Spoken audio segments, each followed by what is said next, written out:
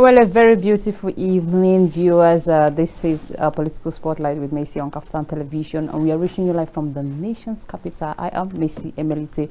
Well, this program we are bringing to you today intends to talk everything about Nigerian politics globally and, of course, inside Parliament. And we'll be looking at the end bad governance protest. We are all aware that a protest took place in August, which the masses has gone out to exercise their rights, pleading that the federal government reverse fuel subsidy and other demands.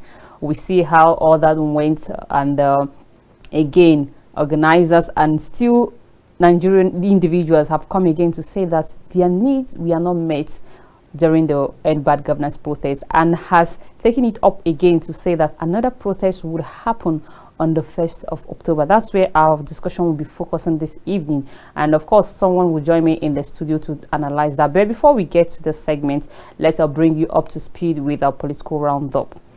Well, President Bola Tinubu, the Northern Senate Governors Forum, Governor Babajide Sanwo-Olu of Lagos State, and the First Lady Senator Remi Tinubu have joined other Nigerians in commiserating with Governor Umo Eno of Akwa Ibom State, whose wife, Pastor Patience Umo Eno, passed on yesterday. The Akwa Ibom State Commissioner for Information, Ihio Bongo, in a press release on Friday, said State First Lady died following an undisclosed illness. In that regard, President Bola Tinubu has extended his condolence to Governor Eno on the passing of his wife. The president, in a statement by his special advisor on information and strategy, Bayo Ononuga, said he joined them mourning the painful and profound loss of the First Lady, who had supported the state governor's administration. And away from that, the organizers of the scheduled 1st October nationwide has written to the Nigerian police to seek for adequate security for their members. This is contained in a statement jointly signed by the Education Rights Campaign, ERC, Movement for Fundamental Change, MFC, Youth Rights Campaign, YRC, Joint Action Funds, JAF, and the Pan-African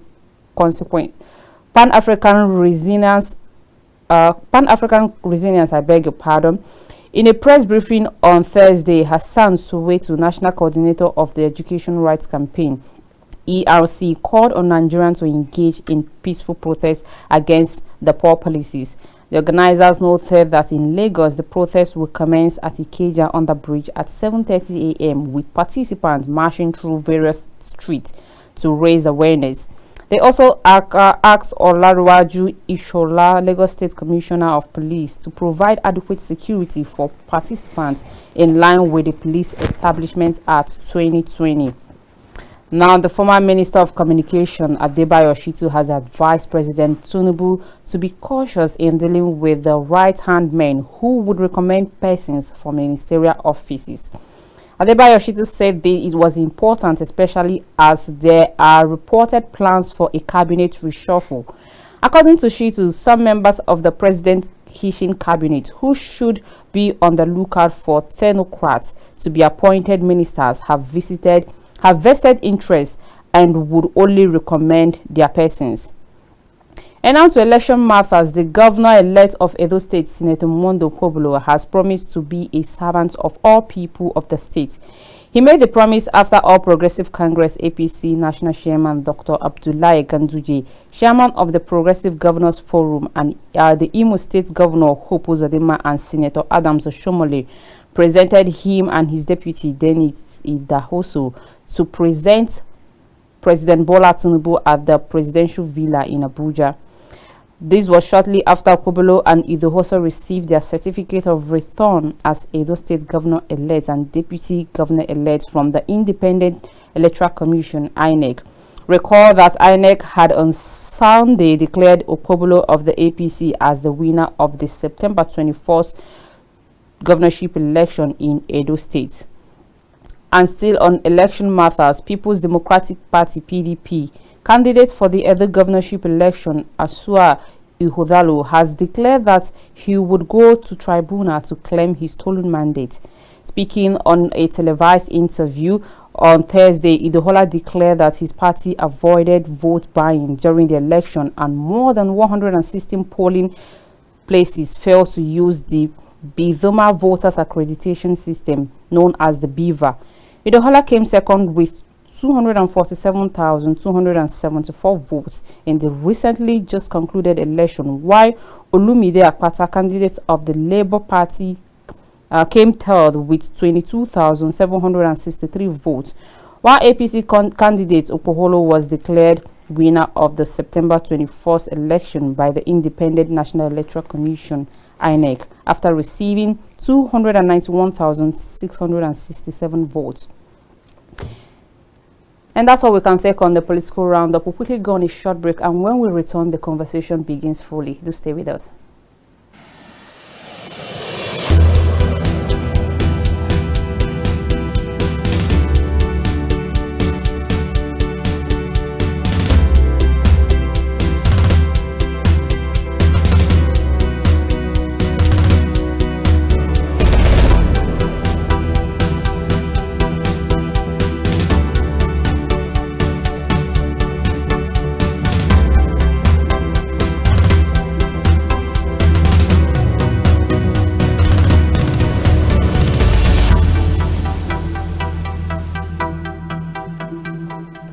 Welcome back. This is still Political Spotlight with Mercy, and right now I've been joined by a guest in the studio to, of course, analyze on what we'll be talking on today, 1st October protest, a call for survivor. And of course, with me in the studio is DAMILARE ADENOLA, who is the organizer Take It Back movement. You're highly welcome. Glad to have you join us in the studio this evening. I hope it wasn't too stressful finding your way to the studio. Not really. We've been running around, meeting with community leaders and several other Nigerians who have expressed interest in taking part of the October 1st protest. Okay, let me quickly ask before we dive into the conversation fully. How is the preparation of the October 1st protest going? For me, what are you putting in place? You're one of the organizers, of course. Of course. Yes. So what is happening? What is the preparation on ground like? Yes. Like I said, I just left a town hall meeting to catch up with this interview. There's been a series of that going on in Abuja, and several youth leaders, youth groups in Abuja have been meeting together, organizing themselves ahead of the October 1st Independence Day protest against bad governance in Nigeria. And beyond that, I don't think that we should be talking about how prepared Nigerians are to take over the streets on October 1st. On the widespread cases of insecurity, the severity of hunger in the land are enough, kickers to prepare people for the National Day of Resistance, which is October 1st. All right, now, the demand of the first mass protest was unmet. Are you convinced that this will make any difference? Of course, when we are dealing with tyrants like this, the only method is to, keep the resistance ongoing, keep it alive, keep the struggle alive. And you can see, after the 10 days rally, and we discovered that those whom we are dealing with are adamant, they are, deaf and dumb. We decide to continue the action. And if they do not accede to our demands on October 1st, the struggle continues, the protests continue. Like I said earlier, the government of President Bola Ahmed Tinubu should be prepared for a stretch of revolts till we achieve a change in this country, to achieve a society where everyone's life is prioritized against what we currently have now, where only a very rich few are the beneficiaries of the resources of this country. So what we're agitating for is a society where the lives of everyone matter. It's a society where we have we close the gap, or the gap between the rich and the poor is closed. Look at what we have in Nigeria. The mass of Nigerians every day are being pushed downward the poverty line. Every day The lives of Nigerians are getting insecure. The lives of Nigerians are getting cheap every day. Every day we hear of kidnap cases. Every day there are accidents caused due to bad roads. Every day life is being made hard for the common Nigerian. And while this is ongoing, we have a ruling class that are, going on an enjoyment spree, riding private jets, buying themselves yachts, riding on exotic vehicles, going on expensive tours. So this shows that we have a crop of unreasonable leaders who are, selfish and only cater for themselves and their families at the expense of the mass of Nigerian workers, the mass of Nigerian people who are creating this wealth. All right, let me ask, would you say the objectivity of the previous protest was met or was achieved? The objectivity of that protest, was it achieved? The object of the protest was to, have our demands achieved. According to our charter of demands, we have a couple of demands, reverse the subsidy removal policy, cut the budget of politicians, cut government spendings. For instance, reducing or reversing to unicameral legislative system, that is disposing with the Senate House while retaining the House of Rep. Cut down the price of food. We are asking for the Constitution to, not be amended this time, be overhauled, and a new Constitution be made. A Constitution that reflects our, diversity. A Constitution that ensures that our rights are, guaranteed, are genuinely guaranteed. A Constitution that ensures that our economic rights are guaranteed and, are being, enforced, contrary to the one we currently have, which doesn't guarantee the economic rights of the Nigerian people. We're asking for a constitution that is capable, strong enough to, curtail corruption, curtail power abuse. So these are amongst several of our demands. All right. All right, viewers, at this point, our phone lines are now open for you to call in to join the conversation or ask a question. Now, looking at the state of the economy is facing a very hard time and seems to have been thrown into chaos due to the hardship under the current administration. And we saw what happened in some parts of the country when the first protest took place, places like Kano. We could see government properties being vandalized. With this hardship, are you concerned that more harm could be done as a result of this coming protest? Why is it that it is when protests happen that we talk about criminal activities? Criminal activities go on in this country. Yeah, we should be blaming the police for being, ineffective, for being unable to curtail criminal activities. We should be blaming the police for being, for being dormant. We should be blaming the police for being idle. You understand? We should be blaming the police for their ineptitude in handling security issues in this country. We shouldn't be blaming protesters or organizers of protests for whatever. But those were caused as a result of the protest. They weren't caused as a result of the protest. They were caused as a result of bad policies of the government. They were caused as a result of the ineptitude, incapacity of the Nigerian police, who are unable to secure lives and properties of the Nigerian people. Protesters in this country over time have been peaceful.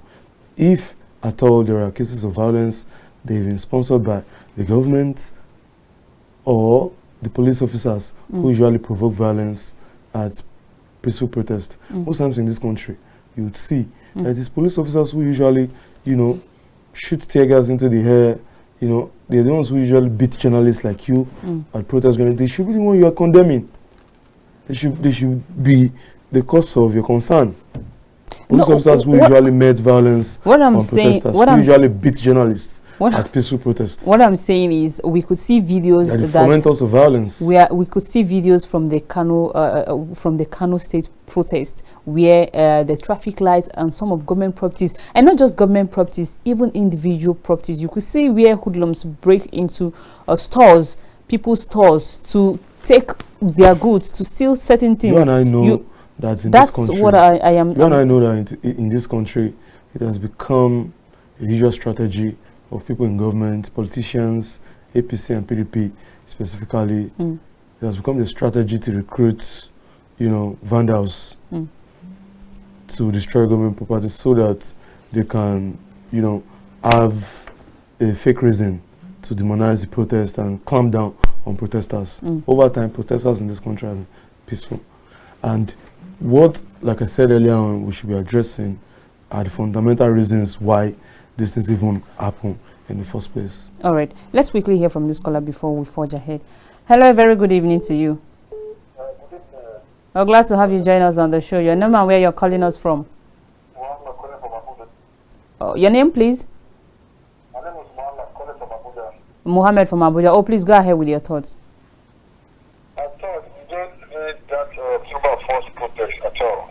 Okay. This is the protest has nothing to give us more than other effort. We can present our anger to government in many ways, not by destroying property. Okay.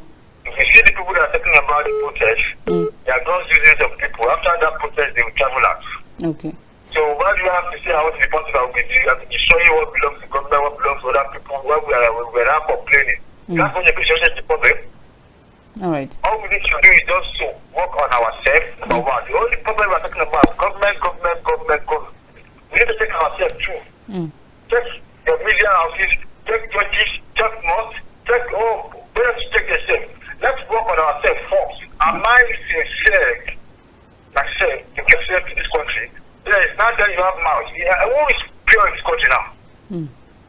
Mechanic, criminal, conductor. Voila. If you want to buy something from market, you are going to look at their measurements. They pass it. So, just tell me 1%. So what you just need is just to go back to ourselves, number one, and go back to God.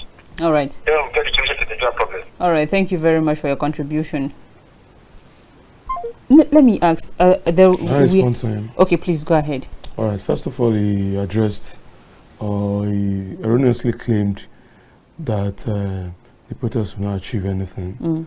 That for me is a lie. Okay. In this country, we've had a couple of protests that have achieved results. In fact, I would say that the democracy, the little or a pinch of democracy, we enjoy today is a result of protest. No, sorry, you of the struggle. You tend to not. You don't seem to agree with him that the protest will not achieve anything. And I initially asked you, do you think the objectivity was achieved? Well, okay, the former protest, what did they achieve? Yes, the former protest achieved something significant. Okay. The former protest exposed the corruption, it exposed the tyrannical character of the government. The former protest successfully, showed that people, if you look at the circumstances that surrounded the protest, you will see that during the protest, the government began to do, even though they were cosmetic, approaches to addressing the hardship the people are being faced. They reduced cost of rice. They said there were places where rice were being sold for subsidized prices. They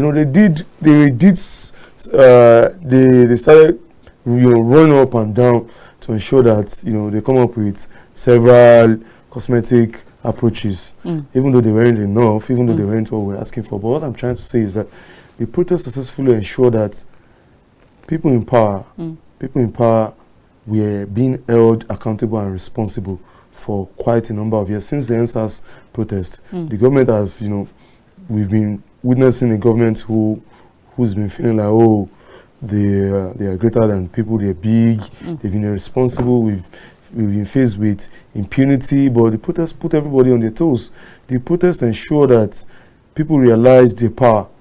The protests ensure that Nigerians, people outside power, are greater than people within the power. So the protests ensure that the power of people was, set in motion to check people in power, to hold them accountable. So if you look at what I was trying to say earlier on, the struggle for democracy, it wasn't achieved in a day. Okay. So it was achieved in a process, in a cycle. And that's what we are currently being faced with. So you're trying to say that this protest is a process? Yes, the protest is a process. The end bad governance is a movement. Okay. It's a movement of aggrieved Nigerians, young Nigerians who are calling for a systemic change, who are calling for a system where the lives and properties of Nigerian people would matter again. So now, there's another issue I would like to address, which the caller raised. It was, he was trying to promote government responsibility, trying to shift the blame on the Nigerian people. Whatever behavior, whatever social behavior you see on the streets today is as a result of irresponsible government policies. You cannot impoverish people by your thoughtless policies, by your selfish policies, anti-people's policies, and you expect people not to adjust by character. Okay. If you if you increase the price of fuel, then drivers have to survive. Exactly. They have a family to cater for. They have children to pay school fees for. So they have to, put up some behaviors which may not, be welcoming to their passengers. Okay. Same thing goes for people who are, marketers, traders. They have to adjust the prices. So this is watered down from the top. Okay. It doesn't come from otherwise. So the government carries the blame. I think it is irresponsible to, promote government irresponsible. And that's what we are doing with end bad governance. You're saying that the Nigerian government the government is responsible for whatever hardship Nigerians are being faced today, not otherwise. All right. We tend to see and believe that the previous protests, we could see some individuals or some sort of people being hijacked by, we don't know whether by the government or some set of elites. Are you worried that some persons might still be hijacked, or some group of people might be hijacked for this first October protest? That's why we're calling on the police to show their effectiveness. We've always said it, that the Nigerian police force is incapacitated, either by resources, human resources and technological resources, apparatus to cater for our security. So if this is an opportunity for them to show their effectiveness. I've always I've always maintained it that whenever protests come, whenever we have protests like this upcoming, it's an avenue for the police force to show that they have capacity, to show that they are competent, to ensure the lives and security of the Nigerian people. I've always said it that protest is not the problem. The problem are the politicians in power who have continued to make life hard for you and I. The problem is a politician or the president or people in power who continue to violate our human rights. The problem is not protesters. Protesters are not the problems. So we should be concerned about politicians who are making lives hard, who are making, the country unbearable for the citizens. This should be the problem. And that's why I'm calling on Nigerian people to come out on October 1st, rather than celebrating an independence that we technically do not have. Come out and express. Why did you say we don't have an grievances. independence? Of course, I didn't say we explicitly don't have an. I said technically we don't have an independence, because people are only independent when their lives matter, when they have, a worthy life, a life worthy of living. What's the difference? In fact, there are authors, there are thought leaders who believe that life was, relatively fine under the colonial masters than when our people took over. We understand that the colonial masters also had everything was wrong with colonialism. You understand? But what is the problem with people taking over and continuing in the bad books of the colonial masters? Are you getting me? Yes. So how then do you categorize that? How then do you categorize that as an independence? An independence when the lifestyle of people has not been improved. There's no welfare of workers. Today, workers are being paid 70,000 naira minimum wage, which is now below maybe $40 or so. You understand? In contrast to African countries where minimum wage is about $200. You get me? So these are issues we are, talking to when we talk about independence. What independence are we talking about when Nigerian people have no human rights guaranteed in this country today? Look at the recent protest. Look at how police harass protesters, shot tear gas at protesters. They even killed protesters in this country. Lives and properties of Nigerian people is of no value in the face of these rogues in power. So all these issues goes to show that Nigerian people are yet to, achieve the dividends of independence. Okay. Which include human rights, economic rights, and several factors that make life, bearable. Now, a former British diplomat, Mr. David Roberts, has come to say that he has warned that foreign countries are may be behind the planned protest of October 1st. And as one of the organizers of this protest, are they people who are behind this protest, or it is Nigerian agitating for a few particular things like you have said before? My question is going to go to you. You are a Nigerian. You are not invincible. A beneficiary of the hardship Nigerian people are witnessing, and you can testify to that. So would you allow someone, I don't even know if he lives here, the so-called diplomat, if he lives here or is abroad, would you allow him to, denigrate your genuine agitation? Would you allow him to rubbish your genuine feeling? Would you allow him to rubbish the genuine, feelings of the Nigerian people? Is it reasonable to say that some people are, sponsoring you to protest against a case of hardship that you are going through? But during the during the August protest, we could see, even though after the question you should be asking is that, are people not hungry?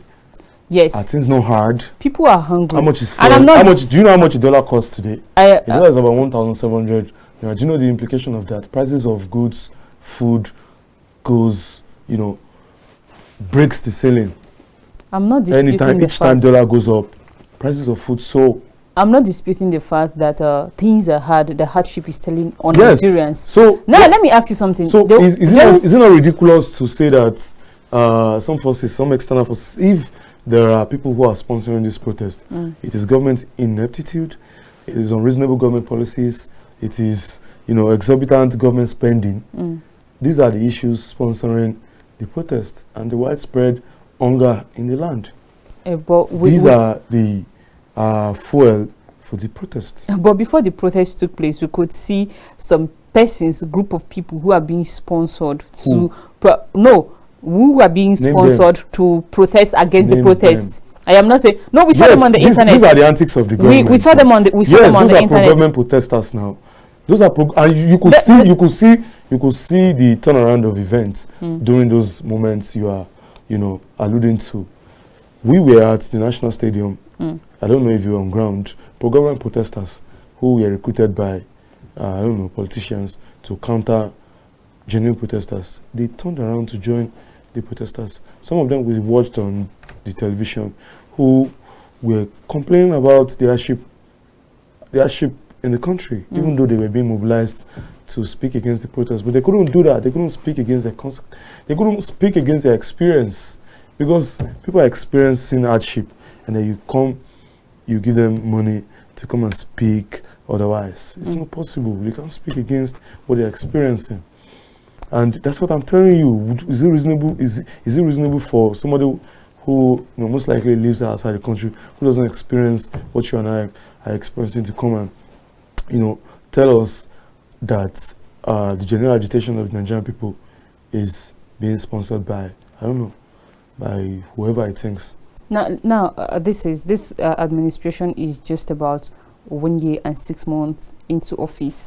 Do you think it is fair enough to stage a revolutionary protest against a government who is just barely? First of all, we are not protesting against an administration. We're protesting against the system. We're protesting but against the political party. We've heard the president, we've heard Mr. President come out severally to say that he is putting in place policies that will work and describe the hardship as baby pain. So that's what I'm asking. Do you think the president should be given more time? How many Nigerians have to die till the so-called policy of the government materializes? When you listen to how many Nigerians have to become poor till the policies, the so-called policies of Nigeria? President Tinubu say he met the economy bleeding. He met it bleeding. That's what we are saying. We're not protesting against the administration.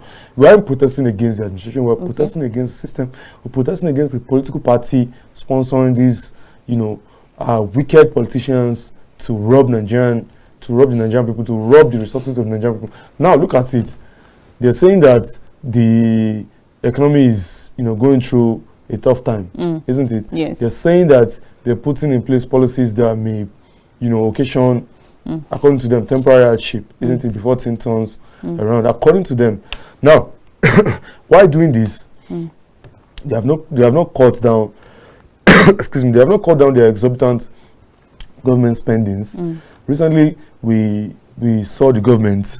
We saw the president himself purchasing a new private jet. We saw him purchasing a yacht for himself. Politicians in the legislative arm of government continue to pay themselves huge sum as salaries, isn't it? Each day in this country, we experience contracts, humongous contracts being awarded, and they're not being accounted for. Are you getting me? So these are the issues. A government that come out to tell you that, oh look, you have to be patient, you're putting in place policies, but these policies would affect the masses for some time, but they are not showing commitment to the policies they are putting in place. So do you take these kind of people serious? Do you take this kind of government serious? At least if you are saying if you are saying something, you should show some commitment to it. But in this case, it's otherwise. So that's how you know that these guys are armed robbers.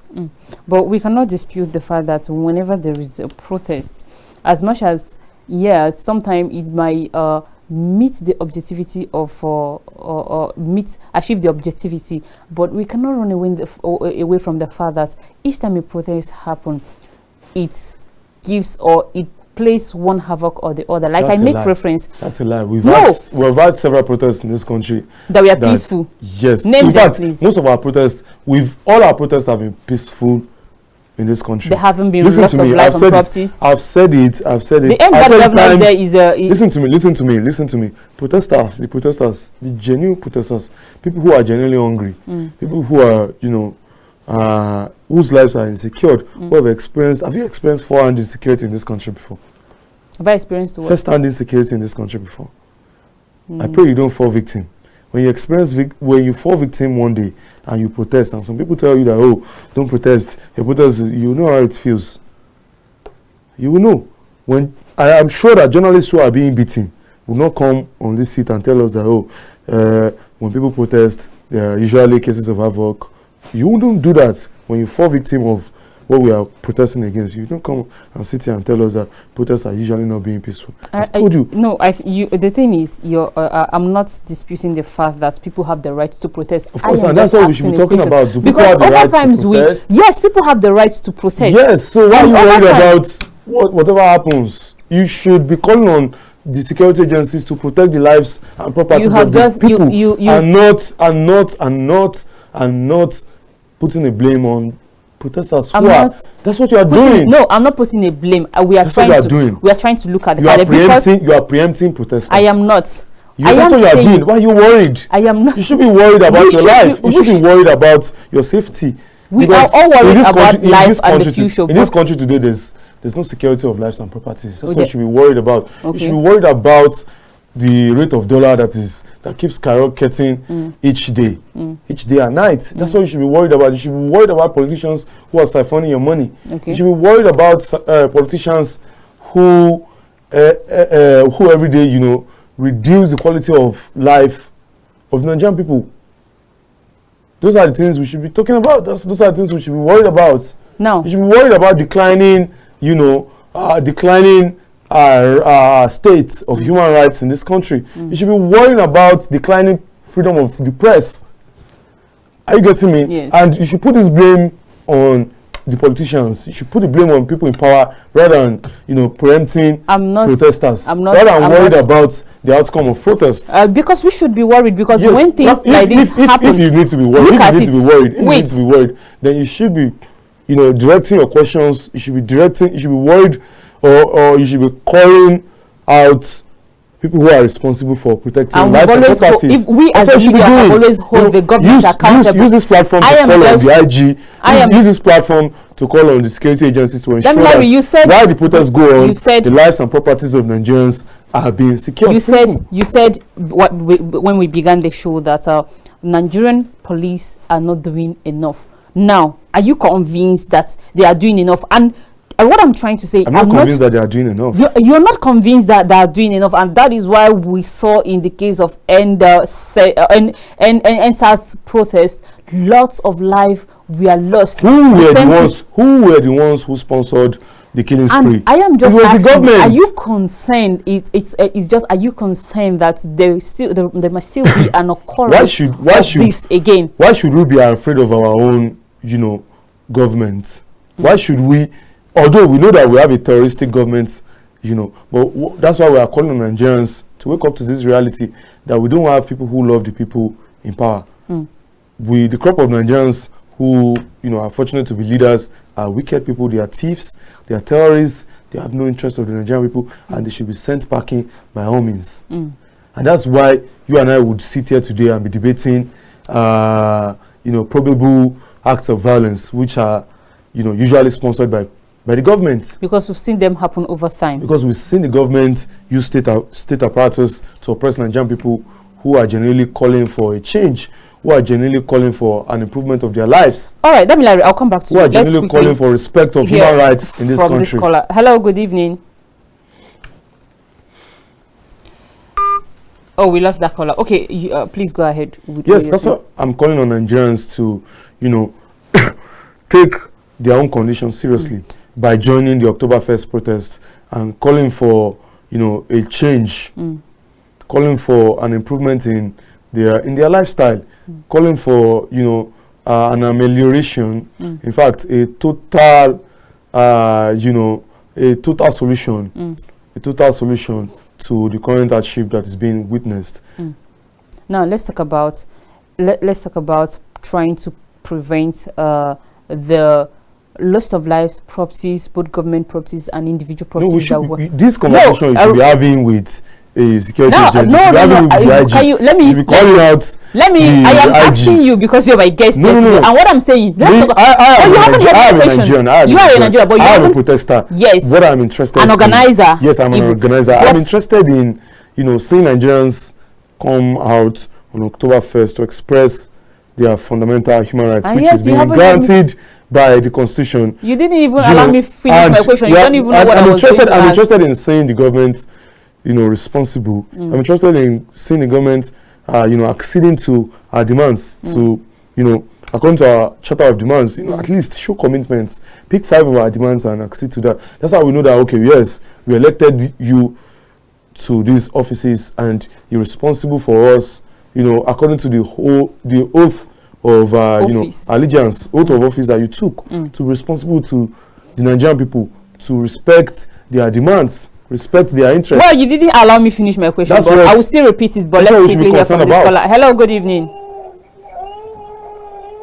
Oh, you might have to call us back. What I'm trying to say is this: we know that we cannot prevent these things from happening. So what I'm saying is, there we can prevent it. Wait, we can prevent it. If all of us, if all the people, all the genuinely aggrieved people, genuinely aggrieved Nigerians, interested Nigerians, are you getting me? If you take over the streets on October 1st, I bet you, how many are the so-called security forces? People have the right to protest. I am not they dare not raise a fist. But let's quickly hear from this caller. Hello, good evening.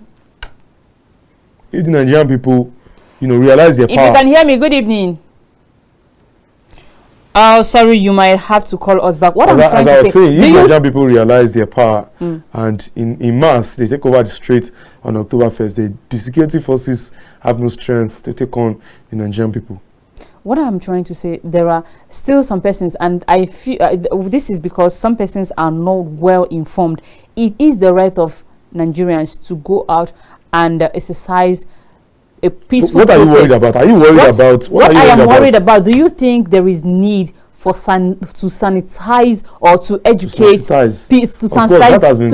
people to avoid violence in protest? I keep saying and not the fact that protesters don't engage in violence. So I keep telling you, fomenters of violence are politicians who want to demonize the genuine agitation of the Nigerian people, who want to, you know, push a narrative that, oh, look at this protest is going violent, you know, and try to frame an excuse to clamp down on protesters. And I keep saying that that's what has been played. And do you think that would be preventable? That's the template that has been used over and over and again. But if the Nigerian people are giving up to this tactic, you and I will not be sitting down here, enjoying freedom to press. You and I would have no right to, expression without backlash. And it's because over the years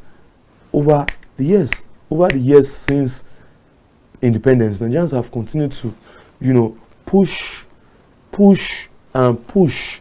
They've continued to hold people in power accountable by protest and several other demonstrations, without regard to the, violence from people in power, from government. If they had, probably given in to that tactic, like I said, you and I would have no freedom to enjoy here. So what we should be talking about is encouraging Nigerians to come out on October 1st to express their rights to, freedom of expression and assembly, and ensure that the old government, the old politicians are accountable. Without so, we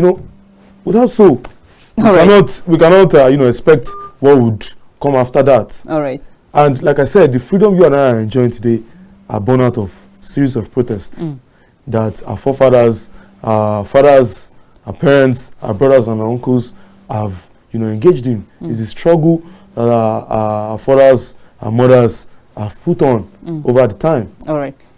Let's see if hello, good evening.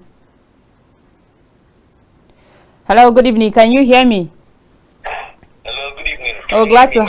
Good evening. Glad to have you join us on the show. Your name and where you're calling us from? Can you hear me? Yes, I can.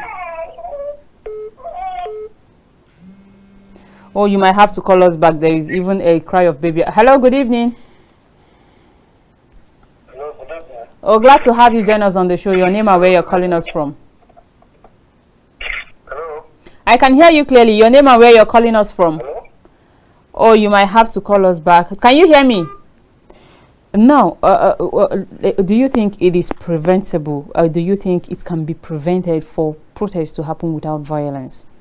If security agencies, like I've repeatedly said, if they want to show their competence, protests like these are avenues for them, available for them, reserved for them to show their competence by ensuring that the lives and properties of Nigerian people are protected. Even the Constitution guarantees or, requires the police officers, security agencies to ensure that protesters are safeguarded. Are you getting me? So that's what we should be talking about. You should be worried about the police officers you should be worried about the incompetence of security agencies to, curtail whatever violence you preempt. And that's what I am doing. That's why I am worried, and that's why I asked then you if you should invite Adejobi here tomorrow morning and grill him over that.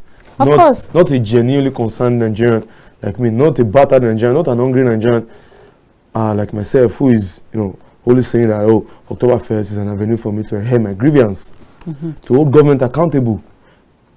Okay, now not everybody. When you go to the northern parts, you and I, you agree with me that there are less educated people in the northern parts. That's an insult to the northern region. Not really, but when you look at it, you will see that some persons, or let me just use the word, some persons who are not properly informed and educated. We cannot deny the fact that some persons in this country are not well informed and educated, can we? Tinubu, who is, the mastermind, the masterminder, is that correct? The masterminder of the hardship you and I are facing, is he educated or not? He is. So why are you concerned about uneducated people? Are they the problem? Why are you tagging them as the problem? I am not tagging them as the problem. What I am trying to say is when they are not properly informed. When has illiteracy become a problem? It is not. But when especially illiteracy that is being sponsored. What I'm saying, when you're not properly informed, when someone is not properly informed, who is the cause of the improper information? Improper information. Yes. Who is the cause of undereducation of Nigerian people? Since Tinubu has in power, education, the state of education in this country has, worsened. How many universities has Tinubu built? What are the state of the universities, the existing ones? What we are even witnessing is increment in school fees, while the welfare on these campuses decline. There's no water, there's no lights, there's no facilities to properly educate people. So who should be responsible for that? It is still, everything boils down to the government. That's why you should use your time to tackle the government, call out the government, bring a minister here and grill him. You get it, over the lack of education, on the education of Nigerian people. Not a genuine protester like myself. Not a genuine protester, and of course, I am not. I am not saying that you have no right or what you're saying is wrong. But what I am concerned about. Why are you concerned about politicians? I am not concerned about politicians. I am concerned. You'll be right to be concerned. I am concerned about Nigeria as a nation. If you are concerned about Nigeria as a nation, yes, then you should be on the street on October 1st. Joining the host of Nigerians. Trust me, you can't do anything without the media. We are there during the August protest. That's why the media should. That's why the media should also be properly educated and informed to understand that people who usually promote violence during protest are politicians, are people in power, are the government, and that's why you should use this platform to call them out to ensure you don't that say things you have you don't no have a repetition. but you don't just come out and say things you have no you don't have facts to back up with. Do you? Why don't we have facts to back them up? We saw during the NSAS how government vehicles were being used to ferry thugs to attack protesters. So as that not being factual, what more evidence do you need?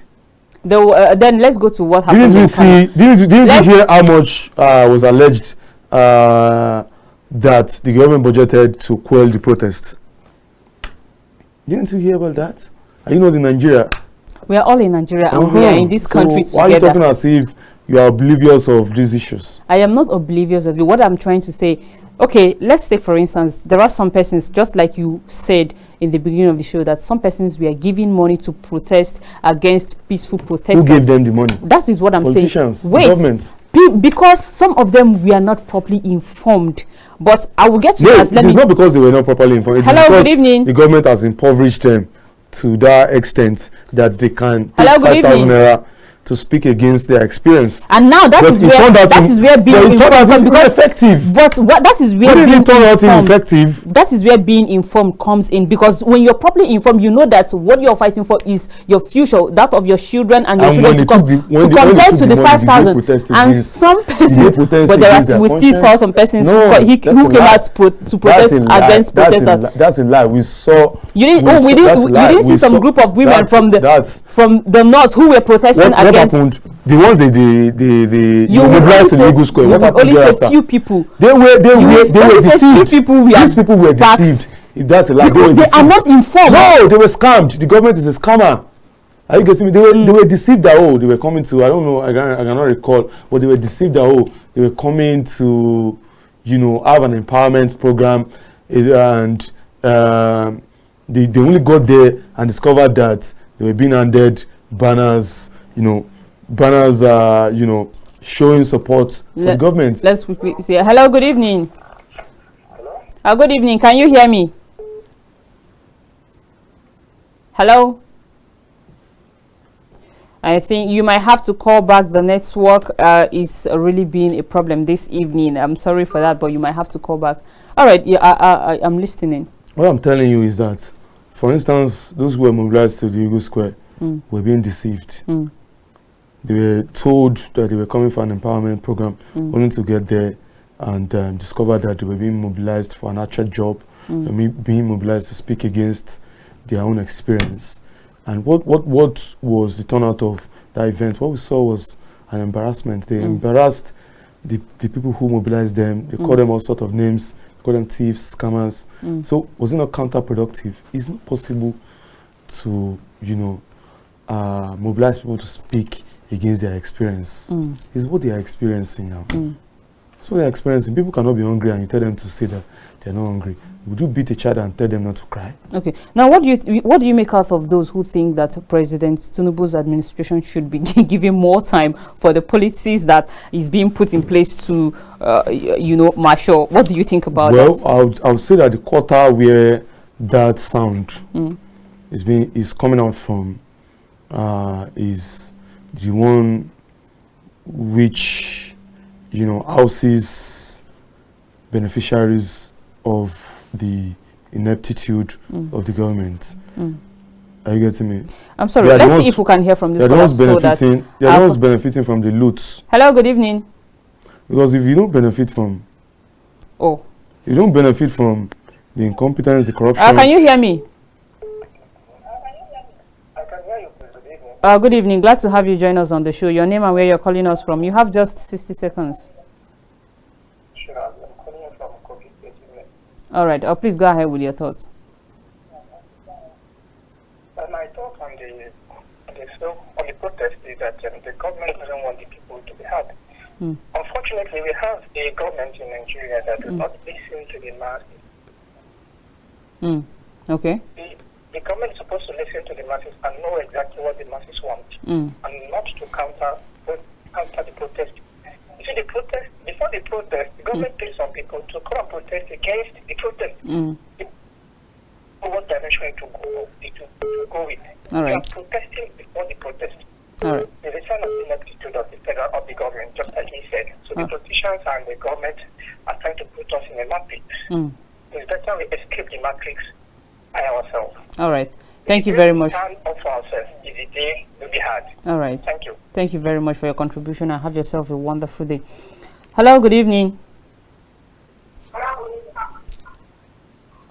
Hello, can you hear me? Hello. Good evening. Glad to have you join us. Your name and where you're calling us from. You have just 60 seconds, please.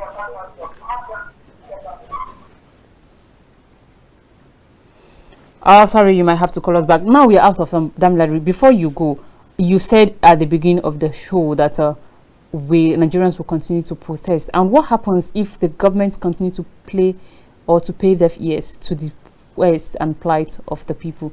The protest is going to continue to its eternity, or do you think at some point Nigerians will give up? If the government refuses to heed to our demands, then it's going to be dangerous for you and I, because it looks as though we're sitting on a keg of gunpowder.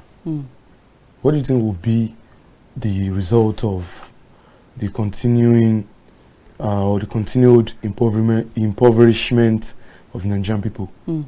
What do you think will be the result of undereducation of the Nigerian people? It is that, and what do you think will be the result of the growing population of unemployed Nigerian people? It is that you create an atmosphere for crime. You create an atmosphere for war. And would that be beneficial? Would that be beneficial for you and I? It will sap our peace. It will take away our peace. All right. So it is in the interest of you and I that we we for instance, this October 1st, to hold government accountable, hold them and ensure that they accede to our demands, and we need to, force them to end bad governance in this country. Ensure that jobs are provided for the teeming mass of the Nigerian youth. Ensure that subsidy removal is reversed so that food prices can, fall back to a reasonable rate, so that this hardship can be ameliorated, so that the life of the Nigerian people can be worthy. All right. Thank you very much. If this is not done, then I'm worried that what is going to come out of this is not going to favor you and I. So you and I, we should be worried. All right. Thank you very much for coming and for being with me to discuss this particular topic this evening. I really do appreciate your time. Thank you very much. And at this point, this is where we'll draw the curtain for today's show on the Spotlight with Mercy. Do join us again some other time. And but before then, for the first October protest, we are appealing that you exercise. It is the right of every Nigerian to exercise. It is the right of every Nigerian to protest. So, but please, when you go out there, ensure that you have a peaceful protest. Don't involve in violence, and don't vandalize either the government property or an individual property. Thank you very much, and have yourself a wonderful evening. Keep watching Kaftan Television.